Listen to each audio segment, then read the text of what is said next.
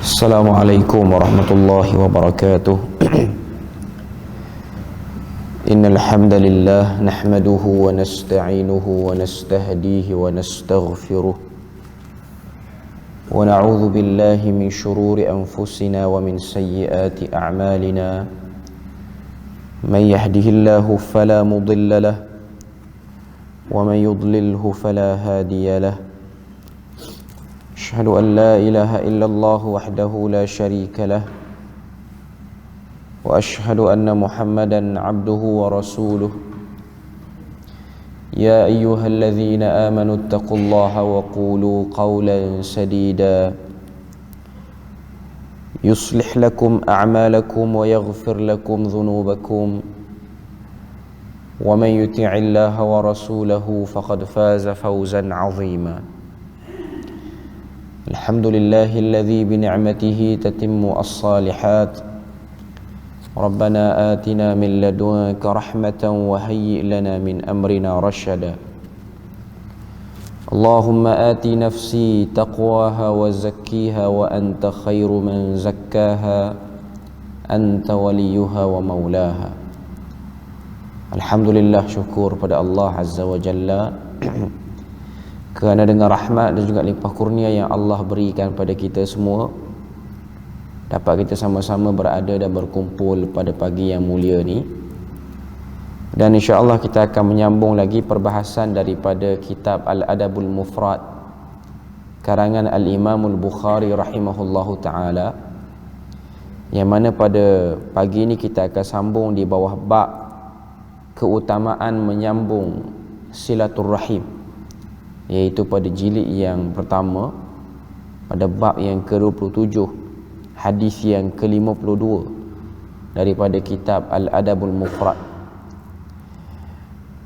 Qala al-muallifu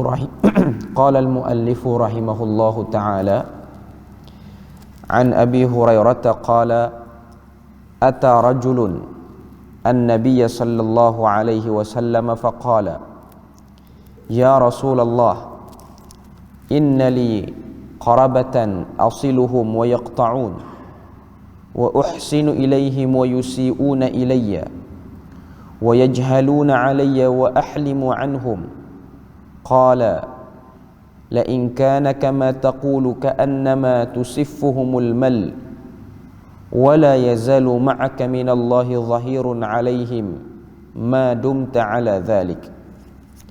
Hadis yang ke-52 yang diriwayatkan daripada Abu Hurairah radhiyallahu anhu.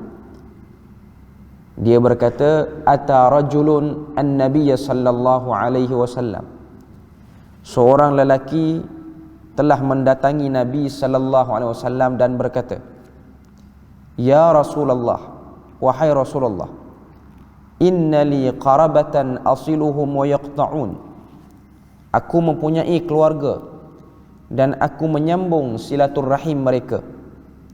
Wa uhsinu ilaihim wa yusi'un, tetapi mereka memutuskannya. Wa yajhaluna alayya wa ahlimu anhum, aku berbuat baik kepada mereka tetapi mereka berbuat buruk kepadaku. Mereka bersikap keras terhadapku, padahal aku bersikap sabar dan lapang terhadap mereka.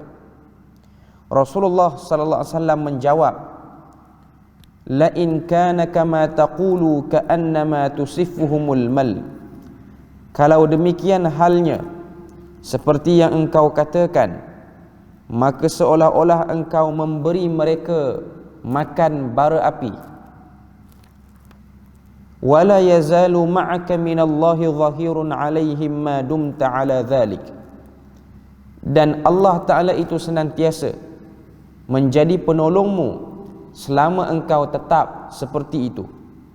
Hadis ini juga diriwayatkan oleh Al-Imam Muslim dalam kitab dia Sahih Muslim, dalam kitab Al-Birru was-Silah, bab silaturrahim wa tahrimu qati'atiha. Hadis yang dibacakan tadi ialah berkenaan dengan keutamaan menyambung silaturrahim.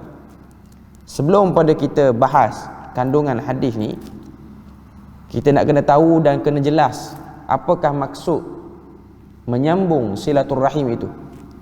Menyambung silaturrahim ni maksudnya ialah menyambung keakraban adik-beradik yang ada dalam keluarga itu. Sebab perkataan silah tu maksudnya ialah hubung ataupun sambungan. Ar-rahim itu ialah maksudnya rahim ibu. Jadi menyambung silaturrahim ni ialah menyambung keakraban antara adik-beradik. Adik-beradik yang kita sebut sebagai adik-beradik kandung. Jangan kita tertukar dengan menyambung silaturrahim tu secara umum. Sebab ada sebahagian orang dia melihat menyambung silaturrahim ni ialah bersama semua manusia. Yang bersama dengan semua manusia itu kita sebut sebagai ukhuwah. Adapun silaturrahim ni ialah khusus kepada adik-beradik kandung sahaja. Jadi dalam hadis ni kata Abu Hurairah, ada seorang lelaki. Lelaki ni mubham. Mubham ni maksudnya tak diketahui nama dia siapa. Yang pastinya dia min ashabi Rasulillah, daripada sahabat Nabi sallallahu alaihi wasallam. Sebab dalilnya dia berjumpa dengan Nabi, dan memang sahabat itu ialah satu orang yang berjumpa dengan Nabi dan beriman dengan apa yang disampaikan oleh Nabi dan mati di atas agama tersebut. Jadi itu ta'rif kepada sahabat. Okay. Jadi dalam hadis ni, rajulun ini, lelaki ini datang jumpa Nabi dan dia sebut, dia kata, innali qarabatan asiluhum wa yaqta'un. Sesungguhnya aku ini mempunyai kerabat. Kerabat ni maksudnya yang dekat hubungannya dengan kita. Yang paling dekat hubungannya ialah adik-beradik. Kemudian yang lepas daripada tu semakin rapat, semakin jauh sikit dan semakin jauh sikit. Kata lelaki ni, asiluhum, aku ni berusaha untuk menyambung silaturahim. Maknanya untuk bagi mesra, bagi rapat sama adik-beradik. Wa yaqta'un, akan tetapi mereka berusaha untuk menjauhkan. Wa uhsinu ilaihim wa yusi'una ilayya, aku cuba sehabis baik untuk melakukan kebaikan, tapi mereka membalas kebaikan yang aku buat itu dengan keburukan. Wa yajhaluna alayya wa ahlimu anhum, bahkan lebih teruk lagi, mereka bersikap kasar denganku, tetapi aku masih lagi berlapang dada dan bersabar di atas kekasaran dan juga keburukan yang dibalas di atas apa yang telah aku lakukan. Okay. Lalu Nabi dengar perkataan lelaki ini. Nabi pun kata, la in kana kama taqulu, sekiranya benar apa yang disampaikan oleh kamu. Okay. Kita tengok perkataan Nabi ni.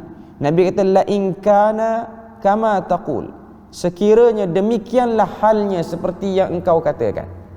Nabi tekan jawapan lelaki ini.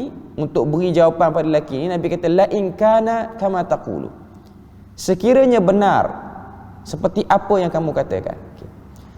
Para ulama bahas, kenapa Nabi sebut seperti itu? Kenapa Nabi tak direct kepada jawapan yang diperlukan oleh lelaki ini?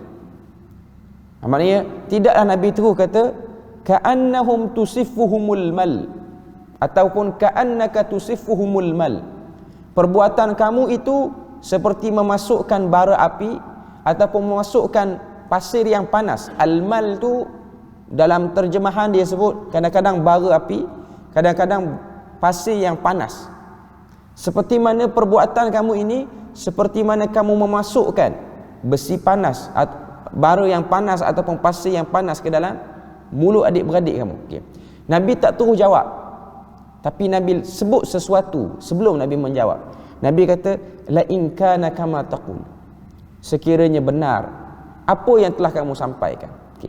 Di sini ada beberapa benda yang kita kena tahu daripada perkataan Nabi. Okay. Yang pertama, jawapan Nabi ini ialah jawapan yang bukan bersifat pasti, tapi jawapan Nabi ini bersifat hati-hati terhadap orang yang bertanya. Okay. Jadi Nabi tidak memberikan hak kepada yang bertanya secara 100%, tapi Nabi memberitahu maklumat sekiranya benar. Okay. Sebab kalau kita tengok jawapan Nabi ni, dia macam ada tidak membenarkan perbuatan orang tu 100%. Tapi Nabi macam nak beritahu kalaulah betul apa yang kamu buat. Kenapa Nabi nak sebut perkataan la in kana itu? Kenapa nak kena sebut kalaulah? Kerana sebahagian orang dia rasa apa yang dia buat pada adik-beradik itu baik pada pandangannya, tapi belum tentu baik pada pandangan yang menerima perbuatan tu. Sebab ada orang dia rasa perbuatan dia dah cukup elok, tapi rupanya tak elok. Sebab ada benda yang kita rasa kita buat tu okey dah, rupa-rupanya tak okey. Sebab tu Nabi beri jawapan seperti itu, la in kana kama taqulu. Sekiranya ataupun kalaulah benar seperti mana yang kamu sebut. Maknanya kalau betul benda tu baik dan memang orang lain menyaksikan benda tu baik. Sebab Nabi tak menyaksikan, Nabi hanya berpada dengan kata-kata dia. Ini menunjukkan pada kita bagaimana Nabi ni seorang yang berhati-hati untuk memberi jawapan. Nabi tidak memberi jawapan secara direct, tapi Nabi memberikan gambaran permasalahan. Sekiranya begini dan sekiranya begini. Itu yang pertama. Yang kedua, menunjukkan kepada kita Nabi itu tidaklah mengetahui semua benda gaib kecuali yang dibenarkan oleh Allah Ta'ala untuk Nabi tahu.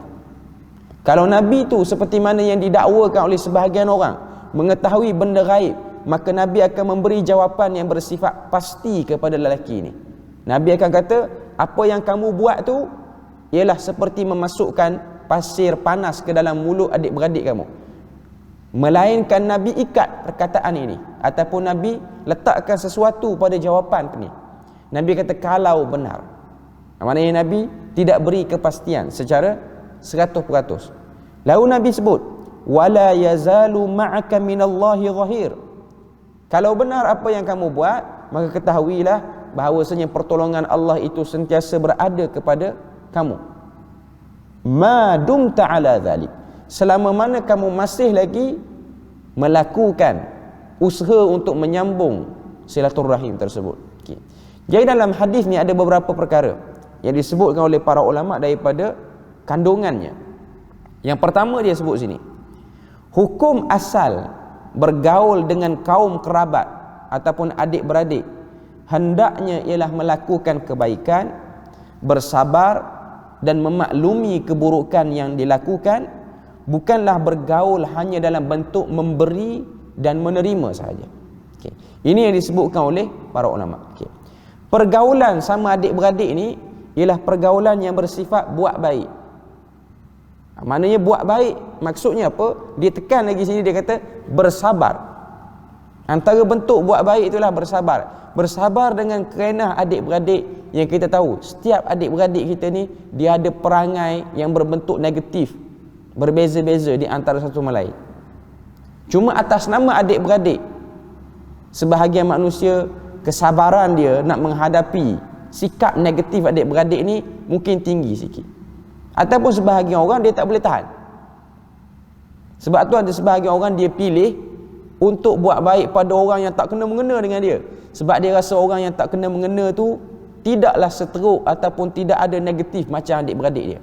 Ini pun bab daripada bisikan syaitan sebenarnya. Sebab tu syaitan dia akan cuba divert, dia akan cuba arahkan kita buat baik pada tempat yang tidak berada pada keutamaan yang paling tinggi. Sebab tu akan ada orang yang tertipu dalam bab buat baik ni. Dia boleh buat baik pada orang lain yang tak kena mengena. Dia boleh belanja kawan dia makan, dia boleh belanja kawan dia minum, dia boleh bagi duit pada orang yang dia tak kenal, tapi bila mana sampai pada bab adik-beradik, dia berat. Walaupun keutamaannya di situ. Sebab tu para ulama sebut keutamaan membayar zakat tu ialah kepada adik-beradik yang ada dalam asnaf. Keutamaannya. Sebab nak menutup pintu supaya kita ni tidak ada renggang antara adik-beradik. Tapi ada sebahagian tokoh mengatakan, antaranya Dr. Uthman Al-Khamis masih lagi hidup. Ada orang tanya pada dia satu soalan, boleh tak saya bayar zakat kepada adik-beradik yang merupakan asnaf zakat? Dari segi hukum asal boleh, benda tak ada masalah. Macam kita ada harta yang lebih, kita nak bayar pada adik-beradik kita, benda tu boleh. Dengan pasti dia tu asnaf.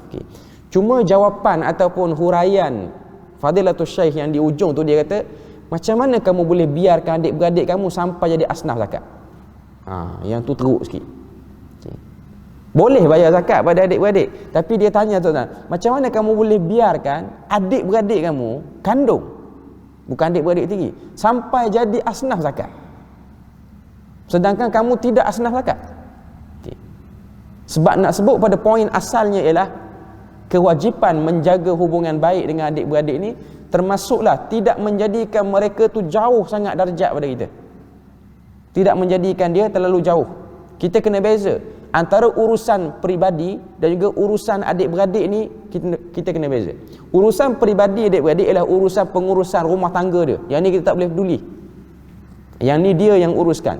Tapi kalau dia ada kekurangan dan kita nampak dan kita perlu tanya kekurangan, yang ni mungkin mudah untuk dilakukan. Yang kedua, yang sedikit payah, bersabar dan cuba melakukan teguran kepada benda yang dia silap. Yang kedua ni agak sukar. Nak tegur adik-beradik benda yang dia buat silap ialah benda yang sukar. Dan inilah antara bab manusia dia tertipu juga. Atas nama tak mau balas dengan adik-beradik, saya tak nak tegur lah salah dia. Ini pun silap. Kita tetap kena menegurnya. Walaupun kadang-kadang dia akan tarik muka pada kita, walaupun kadang-kadang dia tak boleh terima. Tambah pula yang menegur itu pangkatnya lagi rendah berbanding yang ditegur. Sebab tu berbuat baik ni, jangan kita nampak konsep hanya bentuk manis muka sahaja. Sebab tu antara konsep buat baik ni ialah, dia paling atas sekali berbuat baik ni ialah untuk menjadikan orang tu dapat redha Tuhan, bukan mendapat redha manusia. Sebahagian orang nampak buat baik ni kita kena, muka kena senyum selalu, cakap kena baik-baik. Okay. Itu satu bahagian. Okay. Antara bahagian buat baik yang orang tak nampak orang tu sedang buat baik ialah menegur kesilapan orang yang sedang melakukan kesalahan. Itu pun bab pada buat baik. Dan yang ni lah manusia dia tak boleh nak terima. Sebab tu kalau tengok dalam ilmu psikologi pun, bab nak tegur orang ni lah akan berlaku banyak benda yang boleh mengganggu proses peneguran itu. Sebab tu ada sebahagian orang bila mana kita tegur, dia akan buka cerita lain. Contoh kita tegur, apa yang kamu buat ni salah. Dia tak fokus pada yang kita beritahu tu. Tiba-tiba dia keluarkan satu perkataan, dia kata kamu pun buat agak salah lain. Dia divert ke arah lain.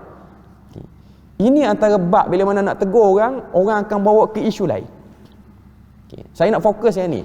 Sebab apa? Sebab sebahagian orang yang bab buat baik jenis muka manis apa semua ni umum orang tahu dah. Bab buat baik yang kedua ialah satu orang tu kalau dia buat silap, kita tegur dia, orang yang sedang menegur itu sedang melakukan kebaikan, tapi sebahagian keadaan orang melihat yang sedang menegur itu sedang buat satu benda yang merosakkan hubungan keluargaan, tapi itu bukan sebenarnya. Ini benda-benda yang kita tersilap faham. Dalam masa yang sama, orang yang menegur itu, dia kena jaga cara tegur dia. Dia kena jaga juga cara tegur dia. Dan yang kedua yang dia kena bersedia ialah saat dia menegur, ada adik-beradik yang tak boleh terima, dan dia kena bersabar di atas apa yang berlaku. Sebab tu dalam hadis ni, walaupun kita nampak secara surface permukaannya ianya adalah bab buat baik yang umum kita tahu, tapi ianya juga ada yang tersirat, iaitu bab melakukan teguran kepada adik-beradik. Itu pun bab menyambung silaturahim. Kita tak akan sambung silaturahim atas nama kekufuran, atas nama maksiat. Sebab tu tak tepat kalau satu orang tu dia ada adik-beradik dia terjebak dengan benda-benda yang tak elok, dia tak tegur. Atas nama nak jaga silaturahim, dia tak tegur. Itu bukan menjaga silaturahim. Itu ialah orang yang mendiamkan keburukan. Itu ialah orang yang tidak tepat dalam melakukan hubungan silaturahim. Itu yang pertama yang disebutkan oleh para ulama. Yang kedua disebut sini, bukanlah bergaul itu hanya menerima atau memberi. Buat baik dengan adik-beradik ni bukan hanya aku ada harta lebih aku bagi dekat kamu, dan kamu bagi dekat aku kena terima. Bukan yang tu. Memang hari ni umum orang melihat hubungan keluargaannya hanya pada itu saja. Iaitu hanya pada setakat aku ziarah kamu bawa makanan, aku pun dapat makanan. Okey, selesai. Lepas tu aku pergi ziarah dapat. Okey. Tapi dalam kekeluargaan ini ialah bab yang disebut dengan usaha mencari keredaan Tuhan, ataupun usaha untuk membetulkan orang tu dari segi akhlaknya. Itu juga bab daripada kekeluargaan. Sebab tu cerita tentang akhlak manusia, pembentukan akhlak, dia bukan bermula di luar, bukan bermula di jalanan, bukan bermula di pusat pendidikan, tapi dia bermula daripada sejauh mana hubungan dia dengan ahli keluarga dia, dan juga dia dididik oleh ibu dan bapanya. Sebab tu hari ni kalau orang bercakap tentang masalah akhlak apa-apa semua, ia berkait dengan kekeluargaan. Sebab banyak ayat Al-Quran menyebut tentang perhatikan ahli keluarga kamu.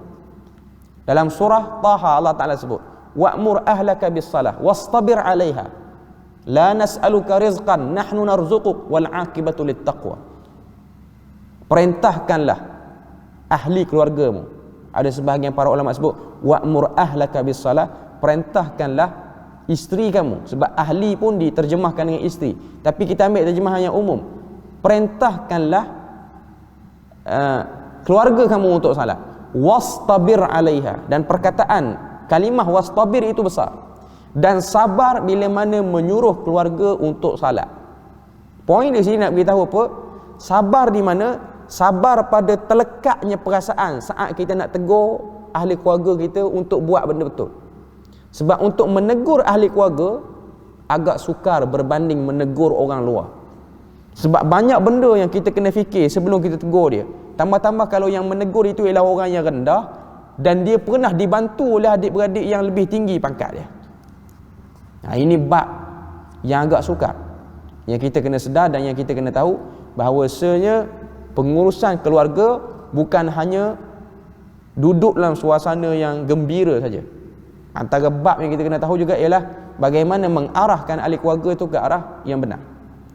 Dalam ayat yang lain Tuhan sebut, ku anfusakum wa ahlikum nara, jagalah diri kamu dan juga ahli keluarga kamu ataupun isteri sebahagian terjemahan daripada neraka.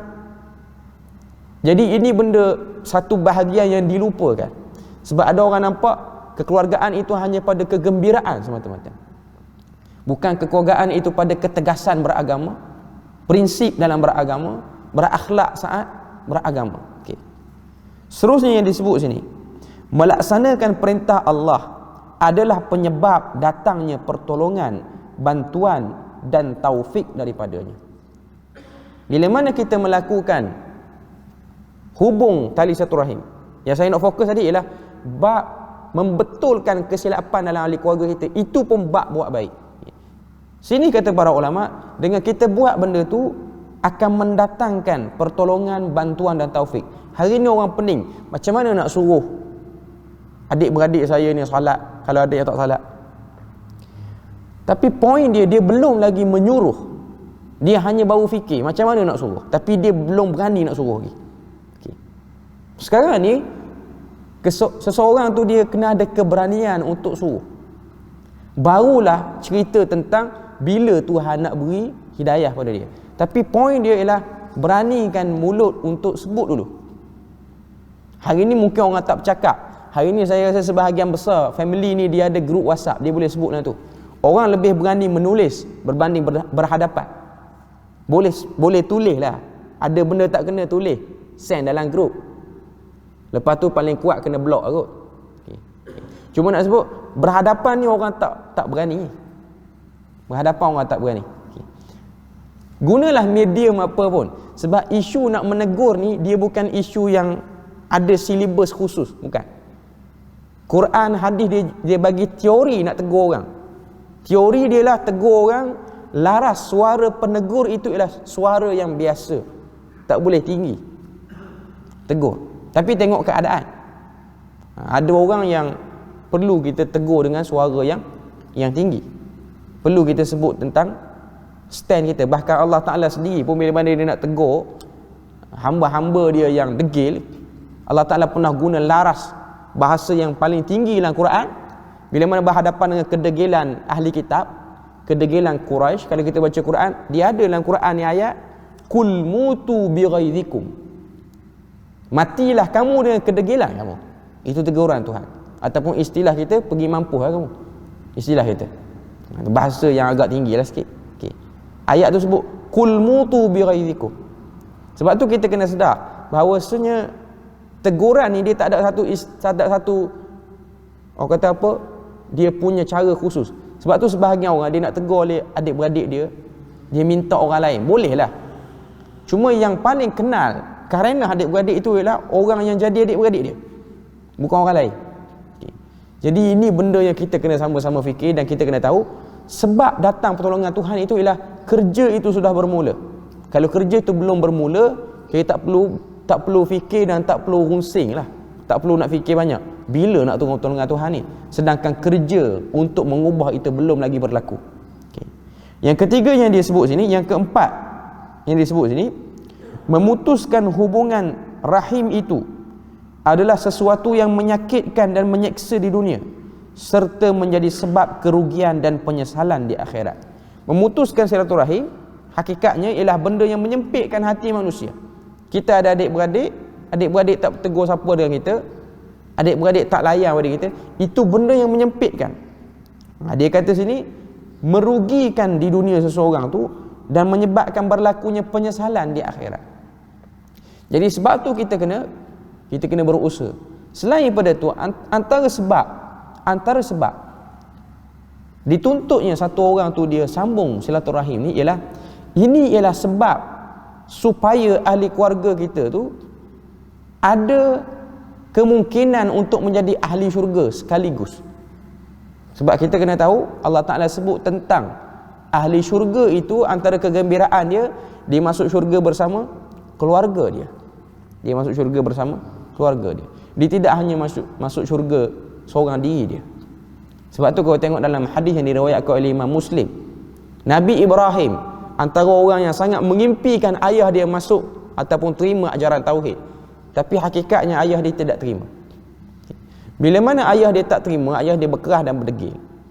Nabi Ibrahim berdoa, wala tukhzini yauma yub'atsun, wahai Tuhan, jangan engkau malukan aku pada hari kebangkitan. Maknanya nak sebut pada kita bukan dia benci ayah dia, tapi dia tak sanggup nak jumpa ayah dia dalam keadaan balasan Tuhan yang teruk sebab pilih kufur. Sehinggalah takdir Tuhan, ini hadis yang diceritakan oleh Nabi Ibrahim ni, dia terserempak dengan ayah dia di padang mahsyar dan dia tengok ayah dia kusut masai teruk, sehingga Nabi Ibrahim berdoa sekali lagi di padang mahsyar, wahai Tuhan, aku dah minta pada kamu dulu di dunia, wala tukhzini, jangan malukan aku. Maka Allah Ta'ala ubah ayah dia dalam bentuk yang lain dan lempar dalam neraka. Poin saya nak sebut sini ialah bagaimana rasa tak sedap dan tak seronoknya bila mana ada ahli keluarga yang tidak masuk syurga sekali. Dan nak masuk ke syurga ni, dia tak padan dengan kita hanya bergembira di dunia. Antara bab yang kita kena jaga ialah bab supaya kurang dalam keluarga kita tu melakukan pelanggaran terhadap arahan-arahan Tuhan ataupun silap faham dalam agama. Ini benda yang perlu ditekankan juga. Selain daripada kita buat majlis seronok-seronok tu, antara benda yang kita nak kena clear juga ialah kefahaman ahli keluarga terhadap agama tu. Seterusnya yang dia sebut sini, setiap hamba hendaknya mengharapkan pahala daripada Allah Azza wa Jalla ketika menunaikan hak-hak dan berbuat baik kepada kerabat dan orang yang lain. Jadi ini antara benda yang paling utamalah. Tujuan kita buat ni ialah mengharapkan pahala, bukan kita mengharapkan muka manis daripada adik-beradik. Ini benda yang kita kena tahu. Bukan kita nak ajar untuk kita ni balah dengan adik-beradik, bukan. Cuma bila mana kita bertembung dengan satu bab, kita dah tegur, dia nak tarik muka, kita tak tarik muka. Cuma tarik muka adik-beradik tu jangan sampai kita down, kita rasa macam kita pula nak larikan diri, jangan. Sebab kita kena tahu itu ialah bahagian daripada pahala yang sedang dibilang dan dikira oleh Allah Azza wa Jalla. Okay. Jadi isu berkenaan dengan menyambung silaturahim ini bukanlah hanya pada satu bab ataupun satu sudut saja, iaitu sudut seronok, gembira, boleh makan sekali ramai-ramai, bukan yang tu. Itu satu bab. Okay. Bab yang kedua ialah seronok melihat adik-beradik yang lain pun menjunjung perintah Tuhan. Itu pun bahagian yang kita kena clearkan juga. Sebab ada sebahagian orang dia boleh seronok dengan sebab makan sekali, lama tak jumpa. Tapi antara benda yang kita terlepas pandang ialah kita kurang memerhatikan sejauh mana adik-beradik itu dia punya flow dia betul-betul mengikut apa yang disuruh oleh Allah Azza wa Jalla. Dia bukan isu jaga tepi kain orang. Cuma bila mana benda tu dah jelas, kalau dia buat benda tak betul seorang diri jauh-jauh, tak apa, tak ada masalah, tak kena masalah dengan kita. Tapi bila mana dia dah sebut, contoh dia buat benda tak betul, dia bubuh dalam grup keluarga. Itu tanggungjawab kita. Kita yang tahu, kita kena beritahu. Hatta benda tu menyebabkan dia rasa terguris hati, tapi dia kena tahu tergurisnya hati dia tu salah, dia tak boleh terguris hati pun sebenarnya. Cuma nak sebut pada kita, itulah realiti. Bercakap tentang adik-beradik hari ni, itulah realitinya. Sebab tu kalau tengok, adik-beradik itu diikat di atas takwa, bukan diikat di atas satu rahim saja. Maka orang yang ada adik-beradik yang sama agama, macam kita ni majoriti sama agama lah, maka itu satu advantage, satu kelebihan bagi kita untuk kita buat benda ni. Adapun bagi orang yang adik-beradik lain agama, yang ni ujian dia lagi besar. Agama beza, tapi buat baik, tetap buat baik. Memberikan wajah yang, orang kata apa, wajah yang baik waktu bertemu, itu dituntut. Cuma nak sebut pada kita, itulah bahagian yang kadang-kadang kita terlepas. Hadis yang kedua sini, an Abdurrahman bin Auf annahu sami'a Rasulullah sallallahu alaihi wasallam yaqul, qala Allah azza wa jalla, ana ar-rahman wa ana khalaqtur rahim washtaqaqtu laha min ismi faman wasalaha wasaltuhu wa man qata'aha battatuhu. Hadis ni daripada sahabat yang terkenal, iaitu Abdurrahman bin Auf. Abdurrahman bin Auf ni antara sahabat Nabi yang awal masuk Islam, dan dia pun daripada kalangan orang yang kaya, dan dia juga antara sahabat Nabi yang keluar berperang. Sebab tu kalau tengok Abdurrahman bin Auf ni ialah sahabat Nabi yang tempang. Dia orang kaya tapi dia tempang dengan sebab kecederaan dalam perang.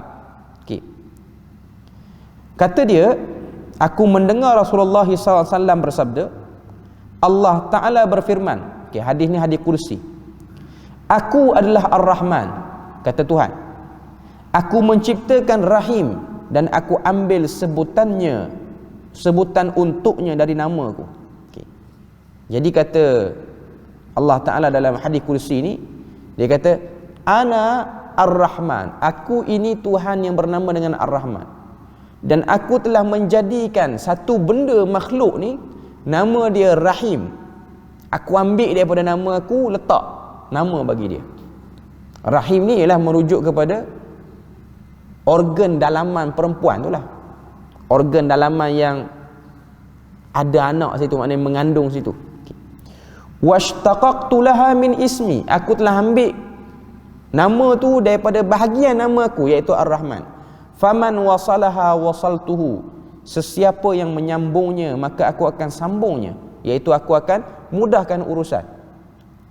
Waman qata'aha battatuhu, dan barang siapa yang memutuskannya aku akan putus. Hadis ni nak cerita pada kita, iaitu Tuhan telah berikan satu nama makhluk, nama dia Rahim. Rahim ni hanya ada pada orang perempuan. Rahim yang ada dalam organ dalaman dia tu, tempat itu nama dia Rahim. Orang lelaki tak ada rahim, walaupun nama dia Rahim, dia tak ada rahim. Jadi nak sebut pada kita bahawasanya sini, ini ialah bahagian daripada rahmat Tuhan. Yang kedua, kata para ulama, sebab apa rahim, organ dalaman perempuan tu dinamakan dengan nama Ar-Rahim? Kerana bayi yang duduk dalam tu, di dalam tu lah dia mendapat rahmat Tuhan. Dalam tu keselesaannya, walaupun kita nampak dalam perut orang, tapi itulah bahagian yang paling selesa. Sebab tu kalau tengok bayi, bila mana dia keluar sebulan, 2 bulan, dia masih lagi menyangka dia dalam rahim ibunya. Kedudukan dia, cara dia tidur. Sebab tu kita tanya doktor-doktor perubatan, kalau bayi tu dia keluar yang sebulan, 2 bulan ni, cara nak bagi tidur ialah kedudukan tu nak bagi sama macam dalam rahim dulu. Sebab dia masih duk teringat benda tu lagi, sebab dia baru lagi. Nak sebut pada kita, nampak macam sempit, tapi itulah tempat yang Tuhan beri. Ini berkaitan dengan kebesaran Tuhan. Kandungan hadis ni yang dia sebut sini, rahim adalah salah satu pengaruh daripada rahmat Allah yang Maha Rahman, dan setiap mukmin harus berakhlak dengan akhlak Allah Ta'ala, iaitu sentiasa mempersembahkan perilakunya dengan asma' dan juga sifatnya. Yang pertama yang dia sebut sini, dengan sebab menyambung tali satu rahim tu ialah benda yang dituntut dalam agama, Jadi satu orang tu dia kena bersifat dengan seperti sifat Tuhan. Bukan dia jadi Tuhan, tapi seperti sifat Tuhan, iaitu dia kena Rahman dan juga dia kena Rahim. Maknanya dia belas kasihan. Dia ada belas kasihan dan dia mengasihani dan merahmati. Yang kedua dia sebut sini, terdapat keagungan rahim dan penjelasan tentang keutamaannya serta besarnya dosa memutuskan tali silaturahim. Yang lebih kurang dengan sebelum ni lah. Okay. Yang keempat ni yang paling penting. Rahmat itu, iaitu rahmat Tuhan itu, terbatas pada ittiba' kepada Alkitab dan juga As-Sunnah. Menegakkan hukum dan menegakkan keadilan di atas sesuatu yang telah ditetapkan oleh Allah Ta'ala, dan mengambil tegas kepada pelanggaran terhadap hukum Tuhan, dan tidaklah menafikan rahmat yang dimaksudkan dalam hadis ini. Okay. Jadi nak sebut pada kita sini, pensyarah kitab ni dia sebut dua bahagian. Yang pertama, rahim itu ialah kita merahmati, kita buat baik. Yang kedua ialah rahmat itu akan turun dengan sejauh mana orang tu berpegang kepada Al-Quran dan juga Sunnah. Berpegang pada Quran Sunnah ni umum lah kita sebut. Okay. Bukan seruan secara bermaksud apa-apa. Cuma nak sebut pada kita, semua daripada kita ni yang Islam dituntut untuk berpegang kepada Quran dan Sunnah. Okay. Cuma nak sebut kepada kita di sini bahawasanya mengambil tegas juga di atas setiap pelanggaran terhadap syariat itu.